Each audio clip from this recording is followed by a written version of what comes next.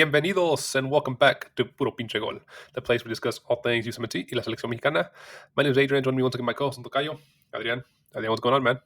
Hey, what's up, dude? I know I'm freaking heat out here. I was dealing with a power outage earlier today. That's why I was running a little late for today's recording.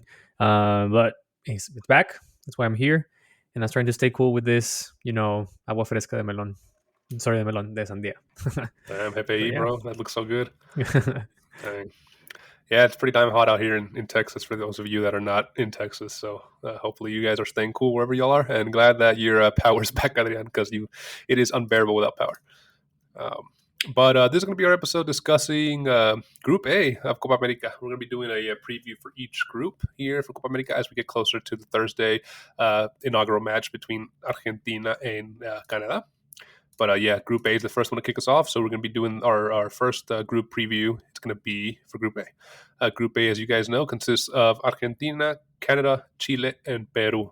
So Canada is sandwiched there between three conmebol teams. But yeah, man, let's talk about the heavy favorites, Argentina. What can you tell us about the blue and white? All right, so quick overview. Their head coach is still Lionel Scaloni. The last time they lifted this cup was back in 2021. So they are their current champions after beating Brazil. That was the first major tournament that Lionel Messi won with Argentina. As you all recall, he retired after losing the previous to that one, and then he came back to win it all with Argentina. Some players to watch from this Argentina team. I mean, I know that he's pretty much a star-studded team. But you want to keep an eye on for Lionel Messi, of course, as this perhaps being his maybe final major tournament with Argentina. We don't know if he's going to make it to 2026, although I think he will make it. He'll be there.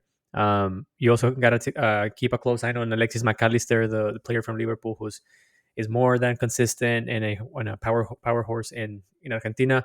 Enzo Fernandez from Chelsea, and last but not least, Lautaro Martinez, that even though it's not necessarily the go-to striker for Argentina in terms of the amount of goals he scores with Argentina, he is a quintessential piece of this squad.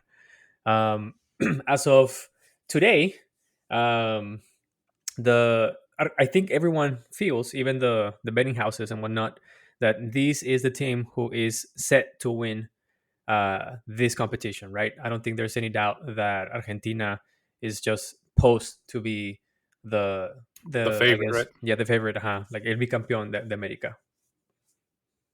Right. And, they're heading into the tournament currently in a 5-match win streak.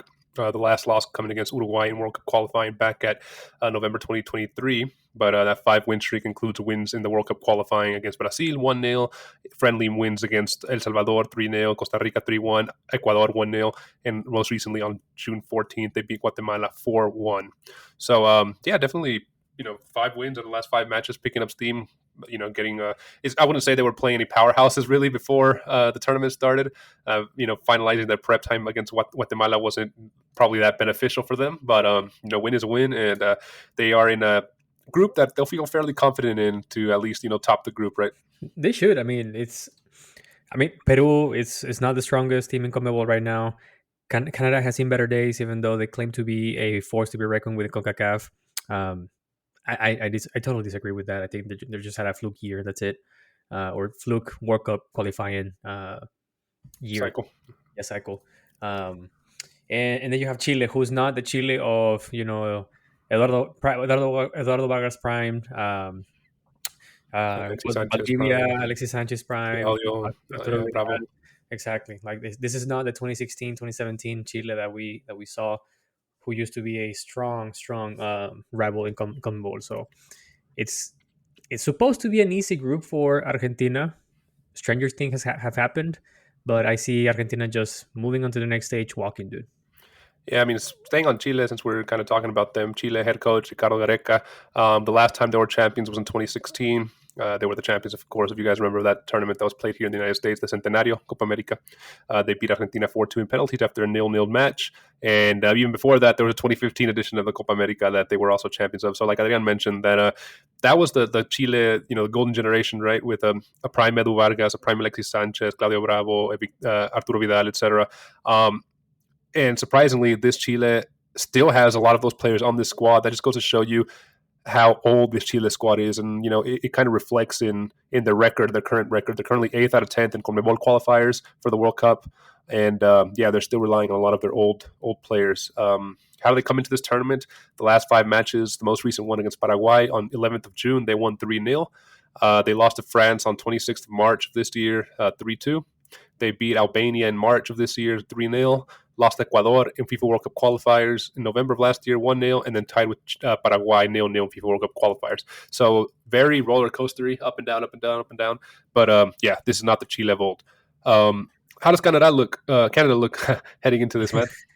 Canada looks well. They have Jesse March as a coach, as the head coach, since the previous coach went to Toronto FC. Last time they were champions, it's pretty much NA. Actually, this is pretty much the first time they have featured in Copa América, if I'm not mistaken.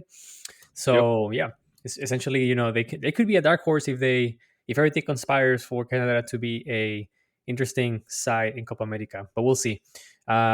Interestingly enough, even though they're not the best CONCACAF team so far, in my opinion, they do have a couple of players that can, arguably be the best CONCACAF players out there.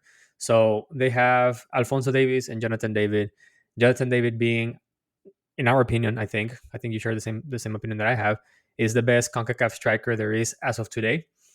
And then you have Alphonso Davies, who is not only maybe perhaps the best left back in CONCACAF, but also one of the best ones in the world, and arguably the best player in CONCACAF as of today, ahead of Gio Reyna, ahead of Christian Pulisic, ahead of Santi Jimenez. So 2 players to watch from there. And I will also add Eustáquio. He's a little bit older than them. He's an interesting player, plays for Porto, and he's a dual nat Canadian, I think, and I think Portuguese, if I'm not mistaken. So yeah, that's Canada. What to watch and what's their form coming up to the Copa América? Where over the last 5 matches, they have 1 draw, 2 losses, and 2 wins. The 2 wins, one against Jamaica in the CONCACAF Nations League, and then the other one against Trinidad and Tobago, again on the CONCACAF Nations League. The last 2 friendlies they had, one against the Netherlands, they got destroyed 4-0, and then the other one against France, which they tied, surprisingly. So with a great display from their keeper, if you ask me. Yep. I was able to watch that match, and yeah, that keeper was flying left and right, dude. Like Matt Turner against Brazil. Yes, exactly. It was just interesting to see that Canada had 2 European sides as a prep for Copa América. So it tells me 2 things: is that they're really scraping for money, so just essentially being sparring for these 2 big teams in Europe, and I guess nobody wanted to play them in conmebol. So you're playing a conmebol tournament. It's a very different style to European football. So ideally for them, they would have at least had 1 conmebol opposition. But no, the most recent matches were, like you said, Netherlands and France, 2 giants that were prepping for the Euros, which are currently underway. So good. Decent opposition, like you said, but not really much applicable to conmebol opposition. Exactly. But this is going to be Jesse March's big first test, right, ahead of Canada. So it's going to be interesting to see how he manages this, I think, manageable group for Canada to come in. So you think they'll make it out? I'm not saying they'll make it, but I think it's possible. As we'll give our predictions at the end of this video, but the last one we're going to highlight here is Peru.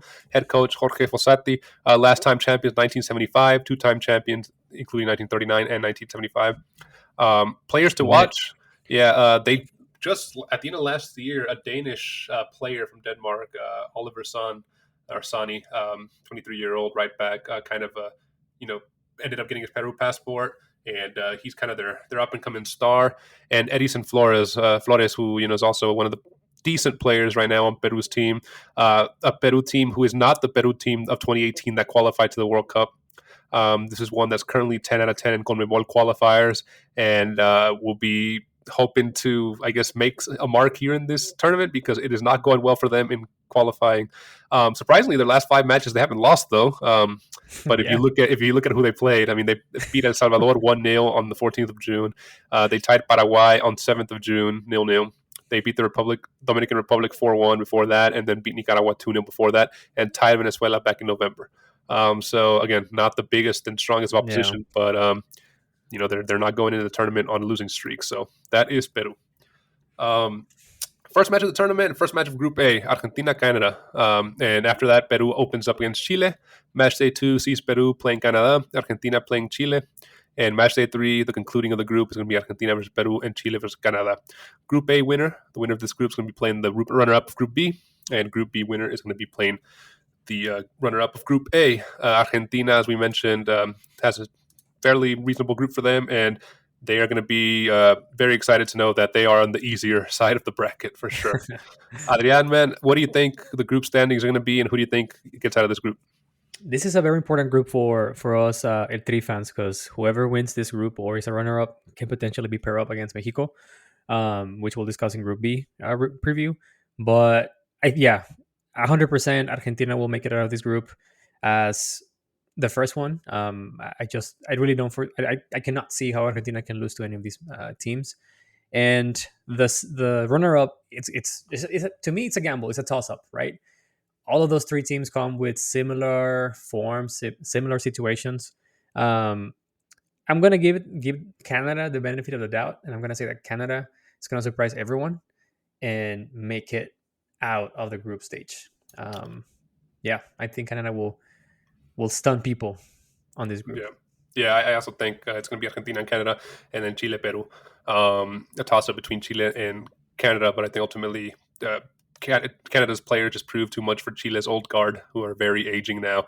And I think it's going to be Argentina, Canada. Right there with you, man. Well, This has been our Group A preview. We're getting excited here. Like we said, the tournament starts on Thursday, June 20th. So with Argentina, Canada. So make sure you stick it here PPG as we go through our Group B, Group C, and Group D preview. But at the end, as we wrap up this episode, bro, where can listeners find us? They can always find us on YouTube. Don't forget to subscribe, hit the like button, and turn on the notifications. You can also find us on Apple Podcast, Spotify, or wherever you get your podcast on. Last but not least, you can also find us on Instagram and TikTok. We post memes, news, shorts of our videos, etc. So be sure to follow us there. Yeah, be sure to follow us. Let us know in the comments below. How do you got Group A shaken out? Are you also thinking Argentina is a heavy favorite to win the tournament? Do you think Lionel Messi is going to be the player of the tournament? Let us know in the comments below. Definitely like interacting with you guys. Let us know your thoughts on Group A. Adrian, man, good episode. See you in the next one, bro. Always a pleasure, man. Take it easy. See ya.